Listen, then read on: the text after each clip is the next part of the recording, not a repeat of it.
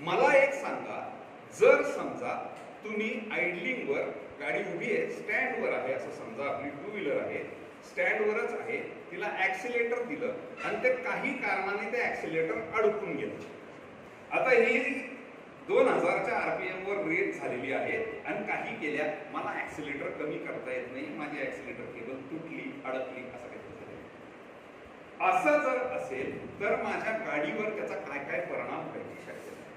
वाटलं रेज गाडी स्टँडवर, आवाज जास्त होईल, व्हायब्रेशन होईल, इंधन जास्त जाईल.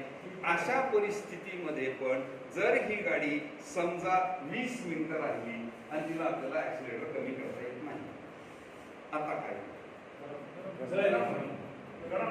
गरम होईल. जागेवर जर गाडी तशीच उभी राहिली, गरम झाली, खूप गरम झाली, तर ती गाडी सीज व्हायची शक्यता आहे. इंजिन सीज होईल. इंजिन जर सीज झालं तर ते रिपेअर करायला किती खर्च लागेल? खूप खर्च येईल आणि ती परत पहिल्यासारखी चालणार नाही. मग तुम्ही जेव्हा स्ट्रेस मध्ये असता तेव्हा तुमचं ऍक्सिलेटर वाढलेलं असतं. कंटिन्यूस.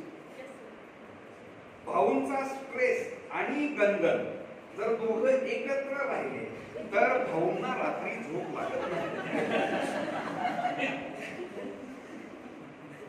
कुठली तरी काहीतरी एन्क्वायरी चालू आहे, कुठतरी काहीतरी मीटिंगला बोलवलेलं आहे आणि त्या फायलीमध्ये मोठा आहे.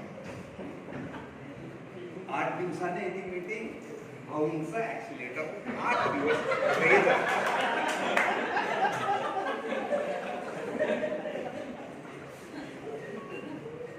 झोप नाही लागत.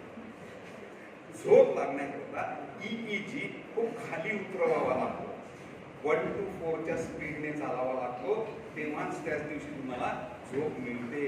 नाही तर तो स्वप्न अवस्थेतच असतो, गणगणितच असतो. दुसऱ्या दिवशी ती गणगण परत घेऊन तो ऑफिसमध्ये जातो, ऑफिसमध्ये गणगण घेऊन घरी जातो. जे म्हणतात ऑफिसचं टेन्शन ऑफिसमध्ये रे, इथे घरी आणायचं.